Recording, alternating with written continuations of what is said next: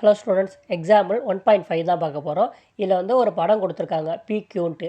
இதில் ஒரு 3 கொஷின் கேட்டிருக்காங்க. கன கட்டமைப்பு முறை, பட்டியல் முறை, அதுக்கப்புறம் ஆரின் மதிப்பகம், வீச்சகம். ஸோ இதை கேட்டிருக்காங்க. First R equal to XY. இதை வந்து XYன்னு எடுத்துக்கலாம்.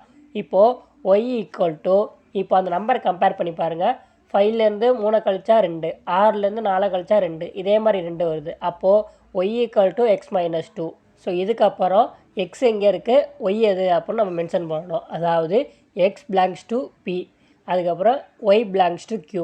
ஸோ கட்டமைப்பு முறைன்னு கேட்டாங்கனாலே எப்போதுமே இந்த மாதிரி ஆரோ மார்க் போது பார்த்தீங்களா, அந்த நம்பரை கம்பேர் பண்ணி எழுதிடலாம். ஸோ ரெண்டாவது கொஷின் பட்டியல் முறை. பட்டியல் முறைங்கிறது இப்போ ஆரோ மார்க் போது பார்த்தீங்களா, அதை மட்டும் எழுதணும். ஸோ எக்ஸாம்பிளுக்கு 5 3 6 4 7 5 8 வருமானு கேட்டிங்கன்னா அதில் ஆரோ மார்க் எதுவும் போகலை, அதனால் நம்ம அதை எழுதவே வேணாம். ஸோ மூணாவது கொஷின் ஆரின் மதிப்பகம், வீச்சகம். ஸோ மதிப்பகம் அப்படின்னா என்னென்னா, இப்போ பியிலேருந்து கியூக்கு போகுது ஆரோ மார்க்கு. ஸோ அதை தான் நோட் பண்ணணும். அப்போது ஃபஸ்ட்டு எலமெண்ட் மதிப்பகம், ரெண்டாவது வீச்சகம். இதே ஆரோ மார்க் மாற்றி இருந்துச்சு அப்படின்னா அப்படியே மாற்றி வரும். ஸோ அதை மட்டும் பார்த்துக்கோங்க. இப்போ ஆரின் மதிப்பகம் என்னவாக இருக்கும், 5 6 7, அந்த ஆரோ மார்க்கு மட்டும்தான் எழுத போகிறோம். இப்போ ஆரின் வீச்சகம், ஸோ வீச்சகங்கிறது பியில் உள்ளது.